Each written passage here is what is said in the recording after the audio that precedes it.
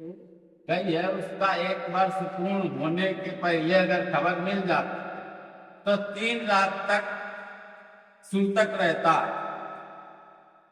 संवत्सर यानी कि 1 वर्ष बीत जाने पर समाचार मिलने, मतलब 1 साल बीत गया।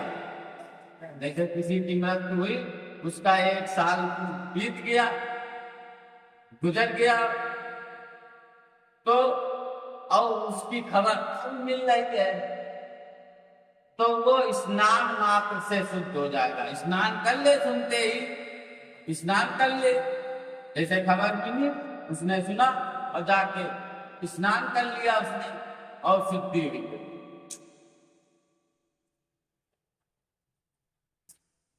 ऐसा भगवान कह रहे हैं। मरना शौच के आदि दो भागों के बीतने पर पूर्व अर्थात 6 दिन तक, मतलब मरना शौच के आदि के 2 भागों में मतलब 6 दिन, यदि कोई दूसरा किसी बालक की दांत निकलने तक, मतलब अगर कोई बालक पैदा हुआ उसके दांत नहीं निकले तो मृत्यु होने पर अर्थात उसके अंतिम संस्कार के बाद स्नान करने पर, मतलब कोई बालक पैदा हुआ उसके दांत नहीं निकले, अगर वो खत्म हो जाता है तो उसकी शुद्धि स्नान करने मात्र से हो जाती है। मतलब उसका 13 दिन तक का वो नहीं मनाया जाएगा। बस वहां से आओ, पहले तो इसमें गाड़ने का विधान है बच्चे बालक का, है ना। तो वहां से आओ, घर में आके स्नान कर लो, कोई सूतक नहीं, बस खत्म। फिर चूड़ा कर्म, मतलब मुंडन होने के बाद, मुंडन हो जाने पर 1 रात तक का सूतक होता है। मुंडन हो जाए, ऐसा तो 3 साल में मुंडन होता है, तो मुंडन हो जाने तक पर 1 रात का सूतक माना जाता है।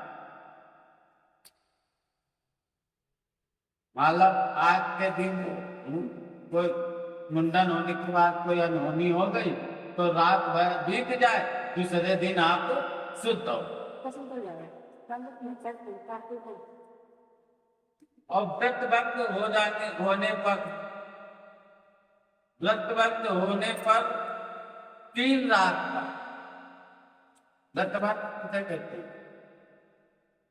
व्रतबंध जब बालक स्कूल जाने लगे, है ना, शिक्षा प्राप्त करने योग्य हो जाए, है ना, तो उसके पश्चात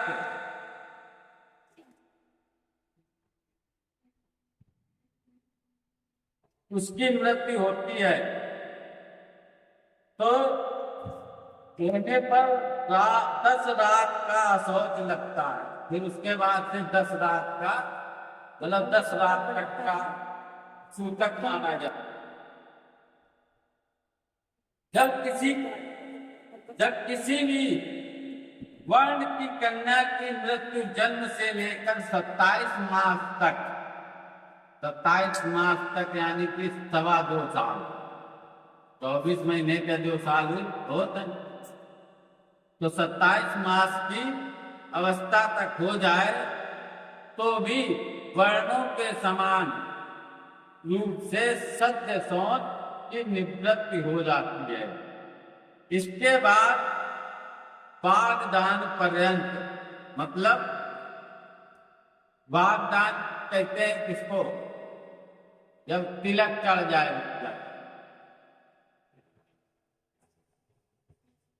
तिलक चढ़ जाए, लगन नहीं, लगन पत्रिका जाए, तो वो वागदान का हो जाते होता है। तो वागदान पर्यंत 1 दिन का, मतलब तिलक चढ़ेगा, के बाद अगर कोई अनहोनी होती है तो 1 दिन का सूतक, और इसके बाद अथवा बिना वागदान के भी सयानी कन्याओं की मृत्यु होने पर 3 रात का सूतक माना जाता है।